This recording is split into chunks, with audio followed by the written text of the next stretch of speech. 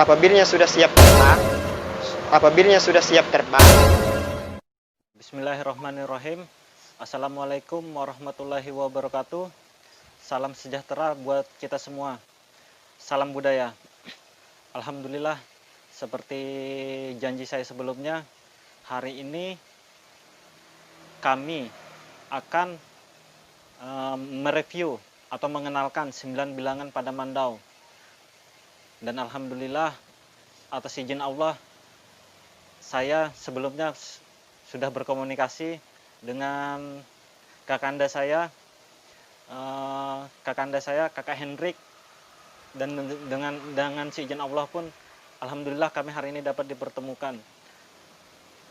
Jadi teman-teman, hari ini kita akan berbagi video tentang 9 bilangan pada Mandau, khususnya karena kakanda saya Hendrik dari suku Kutai. Kita akan berbagi tentang bilangan menurut suku Kutai itu sendiri. Mudah-mudahan dengan adanya video ini teman-teman bisa mengetahui dan bisa teredukasi tentang budaya Mandau itu sendiri, khususnya pada suku Kutai. Mungkin teman-teman pada video ini tidak bermaksud kami syirik, karena tetap kita berpegang teguh kepada Tuhan kita Allah Subhanahu wa Ta'ala. Jadi niat kita benar-benar hanya ingin mengedukasi teman-teman semua agar mengetahui adat budaya dan istiadat Kutai itu sendiri. Mungkin itu saja dari saya. Wassalamualaikum warahmatullahi wabarakatuh. Tetap stay tune, kita tonton videonya setelah berikut ini.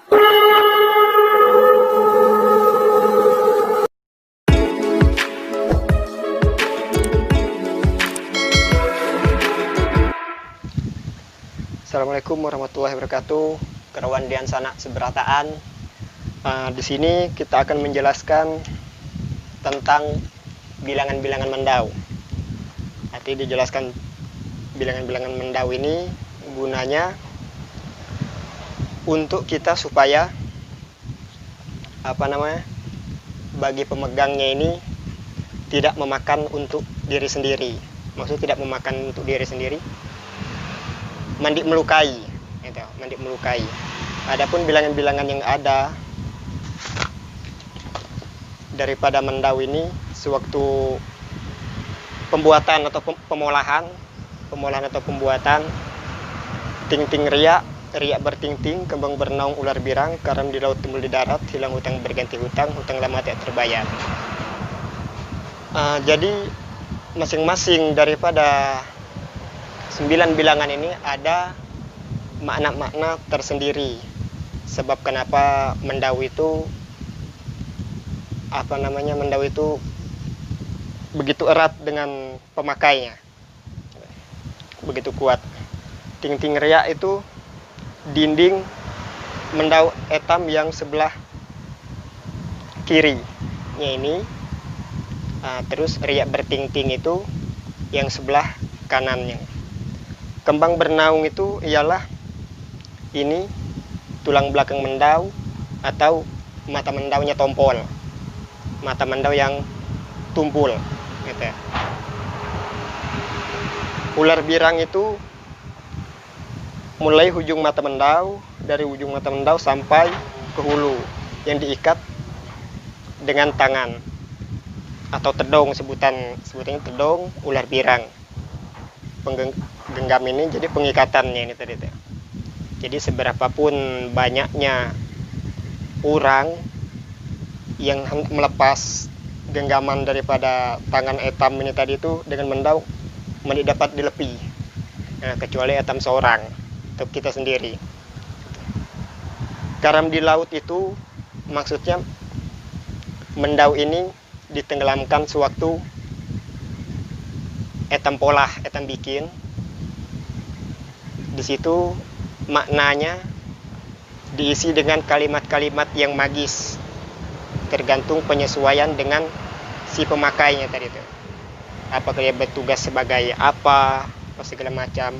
Kalau bahari dulu bagi-bagi panglima-panglima perang itu diisi untuk pembelaan-pembelaannya, pembelaan di dalam peperangannya tadi itu, supaya dapat mendau ini dapat menghadapi satu mendau ini dapat menghadapi 40 sampai 100 orang di dalam kalimat. Cuma ada hal-hal tertentunya harus diisi di situ. Nah, timbul di darat. Mana selanjutnya timbul di darat itu mendau sudah siap, sudah jadi siap untuk diseparingkan. Arti sudah siap etam kerjakan.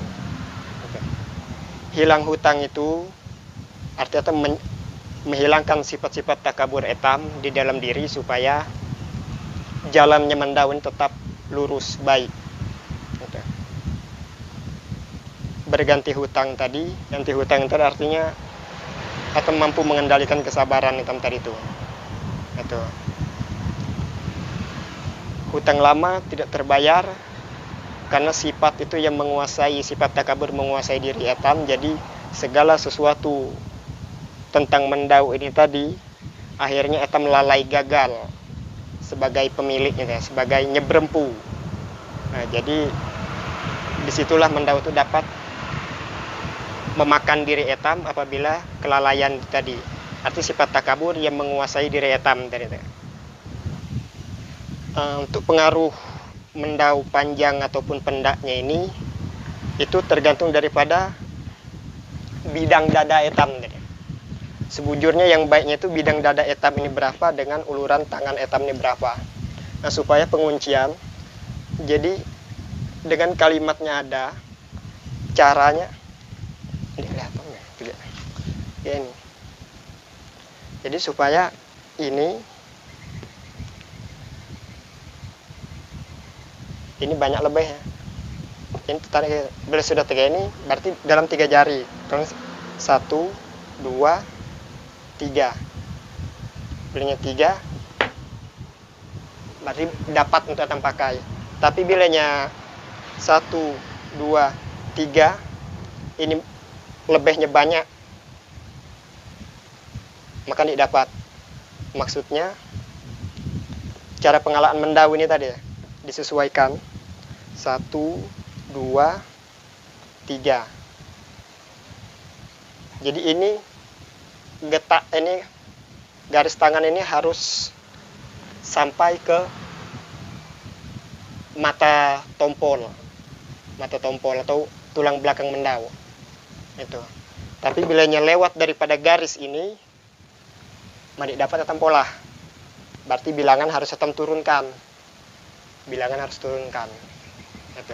Jadi kalau etam hitung 3, misalkan 3 jari, 1, 2, 3, 3 jari, sejari tengah, berarti batasannya harus ini dipotong lagi sedikit, gitu. Harus kita potong gitu kan. Jadi bilangan itu menyesuaikan bidang ini sini. Nah, jadi itu gunanya panjangnya tadi, karena masing-masing mendau itu masing-masing menyesuaikan bidang dada etam dengan lengan etam. Kenapa harus menyesuaikan ini tadi? Untuk penguncian, selain daripada untuk pegangan dan penguncian, ayunannya ini sesuai, jadi mandi melebihi. Jadi mendau itu tidak linggar atau mayunkan. Kalau panjang daripada ini pasti linggar atau mayunkan, lari ya, untuk ditebaskan gitu. Apabila kita mengetahui 9 bilangan ini, maka mendau itu tidak akan melukai si pemilik. Itu melukai si pemilik dengan artian mendau ini salah satu daripada, kalau menurut orang tua bahari, besi ini tidak lain daripada dian sana etam seorang. Apabila etam mengetahui daripada bilangan itu tadi, di situ ada nama besi itu sendiri, artinya dian sana etam yang terkandung dalam etam, maka jangan heran ada yang namanya dalam tubuh etam ada zat besi, seng, apa segala macam. Nah, itulah salah satunya tadi dah. Jadi darahnya apa segala macam tadi dah. Gitu. Jadi bila etam mengetahui nama daripada bilangan dan nama besi ini tadi itu mendik mungkin dian sana itu dapat nyakiti etam seorang itu. Jadi di saat etam ndak turun ke lapangan atau kalau baharinya itu ndak perang, mendau ini etam kesahi sebelum etam tula. Bunyi bahasa etam kuta itu disawai bubai. Apakah ini ndak diterbangkan atau apa di saat etam perang tadi kan? Itu di saat aku beri tanda tega ini awak terbang. Tega itu. Tapi untuk masalah mendau itu diterbangkan itu waktunya itu momennya itu khusus tidak dapat disembarangkan. Artinya untuk etam yang bujur-bujur kutai itu tidak dapat etam menerbangkan mendau ini sembarangan atau tegak apa. Artinya inya kawa terbang harus ada perlengkapan syaratnya apa segala macam. Terus apa namanya, apabila sudah siap terbang artinya sudah siap untuk melakukan tugas tadi, arti melawan musuhnya tadi itu. Jadi kalau untuk etam terbangkan biasa, memang kalau untuk kutai etam yang sebenarnya itu mendikawa belum dapat etam tega etam gak apa nuannya ini atau dites atau tidak dapat gitu. Jadi harus memangnya ada yang memang harus etam artinya tidak dapat etam anukan ke orang-orang banyak gitu. Jadi gunanya itulah salah satu ciri keistimewaannya etam kutai yang tadi, mendau itu diterbangkan itu dengan cara khususnya tadi. Cara khususnya tidak dapat dijadikan secara hak umum untuk etam manukat etam tunjukkan ke orang. Maksudnya tadi disitulah seni kedalamannya etam tadi itu. Itu karena segala sesuatu itu ibarat buah itu etam harus jaga tegak apa supaya bijinya ini supaya tetap baik gitu. Kalau untuk ritual khusus untuk etam molah besi ini jadi mendau, itu biasanya memang daripada ahli mendau itu tadi, artinya ahli tempa besi itu, tukang tempanya. Makanya beda keturunan-keturunan penempa besi yang dulu-dulu dengan yang wayah ini. Kalau yang wayah ini yang penting asal berbentuk mendau, oke. Tapi kalau orang tua bahari berbentuk mendau, ini berpadah. Ini mendau ndak jenisnya tegak apa? Apakah ini untuk disimpan untuk keperluan untuk penjagaan etam di rumah, atau ini mendau untuk etam berusaha mah atau untuk berkebun. Nah, apabila etam nyebut untuk berkebun maka dipolahkannya mendau biasa. Artinya diberikannya ritual-ritual yang biasa mah. Apabila etam minta khusus untuk penjagaan rumah atau penjagaan diri etam, maka ada ritual khususnya yang dipolah oleh tukang tempa itu tadi tuh. Pandai besi itu tadi. Cuma ya tetap dengan etam jua tadi tuh. Sebelum etam menyerahkan besi mendau ini ke tukang tempa, etam sudah akadkan besi ini ke orang itu, etam kesahi, etam padahi. Arti etam sudah tahu namanya tadi itu kan, bilangannya etam sudah tahu, ukurannya etam sudah tahu, namanya etam sudah tahu. Sebelumnya jadi mendau etam padahi gitu. Ada sebutannya, bunyi bahasanya penyerahannya di bapak disebutkannya ini apa? Boleh. Iya, artinya penyerahannya itu sebelum etam molah mendaun tadi ke tukang tempa, ya pertama ritual khusus, artinya kan etam di rumah besi itu etam pendii bebai. Pendii dulu, arti pendii biasa aja. Itu, lepas itu baru etam kapuri. Dicoletkan dengan kapur sebelumnya jadi mendau. Diamkan semalaman, bungkus dulu, tanda dengan lapik kuning. Gitu. Kain kuning ditaruh. Gitu. Jadi baru etam kesahi.